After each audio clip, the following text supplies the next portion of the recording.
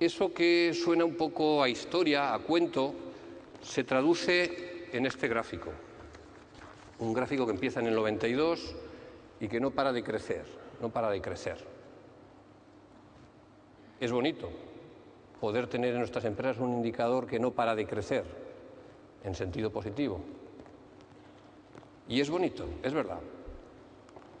Es bonito, pero muy complicado. No se pueden hacer idea del esfuerzo que cuesta sumar cada milímetro de esas barras. Lo que cuesta hacerlas subir, porque suben y bajan. La realidad de este tipo de modelos es que hay éxitos y fracasos. Suben y bajan. Esa es una de las primeras cosas que queríamos compartir con ustedes. No todo es un camino de rosas. Otra conclusión o otra cosa que hemos aprendido sobre este crecimiento es que si no tienes un modelo probado, repito, modelo probado, ni lo intentes. Ni lo intentes. No se te ocurra salir de tu cascarón, no estás preparado, te la vas a dar. Modelo probado. Otra cosa muy importante que también hemos aprendido en este periodo es que si no has interiorizado vehementemente tu decisión de clonar el ADN, y repito la palabra porque lo expresa perfectamente, el ADN de tu modelo, hasta sus últimas consecuencias, en cualquiera de los territorios donde quieres operar, ni lo intentes. Porque el modelo es un todo. Y si no estás decidido a apostar hasta las últimas consecuencias de tu modelo por implantarlo, por clonarlo, no será tu modelo. Vas a fallar. Ni lo intentes. Y la última cosa en este periodo que hemos aprendido es que también se pueden hacer ciertas cosas sin dinero y sin un plan. Pero desde luego les aseguro que sin determinación y sin velocidad es totalmente imposible.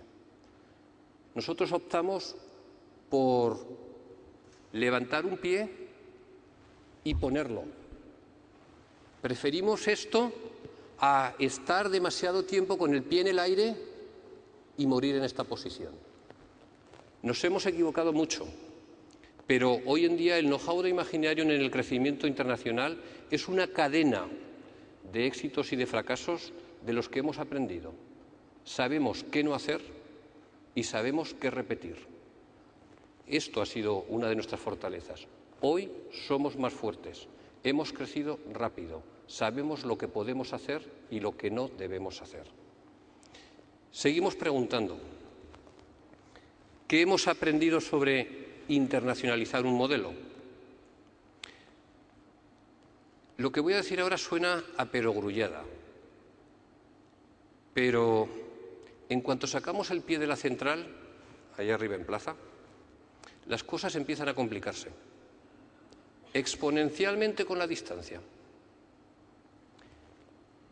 Las diferencias horarias, el idioma, las divisas, las aduanas, las normativas, la cultura, las personas, todo eso va jugando en contra de tu modelo. Si no le pones el valor o no lo tomas en suficiente consideración, va a jugar en tu contra.